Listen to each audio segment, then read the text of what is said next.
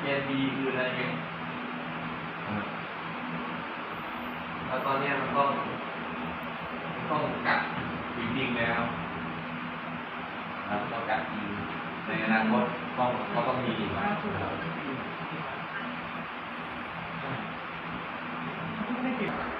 อันนี้ให้มันกรึ๊กๆนี่แหละ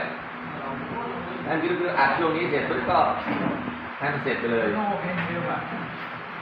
เสร็จแล้วก็ค่อยไปตัดต่อเอาตอนช่วงที่มันเสร็จแล้วก็หมุนดูแค่นั้น สมูทจัดสมูทจัด เครื่องนี้เร็วเลยวะ สมูทจัด เดี๋ยวผมจะไปปล้นมาม่า แบบนี้ไปเลย เรื่องนี้มันเลื้อยมาดูมัน เอาเดินดูขวดนั้นให้กูด้วยตึ๊ดออกมาแล้วขวดออกมาแล้วเอาไปทิ้งกูด้วยนี่อยู่ กูรัดได้ไหมครู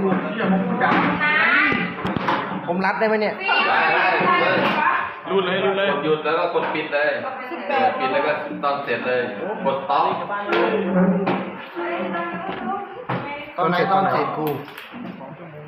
มันต้องอัดเยอะต่ออัดพอให้เห็นแล้วอัดตอนเสร็จเลย เสร็จตอนไหนมันจะ เก็บขวด เสร็จแล้ว กดออกตรงไหนวะ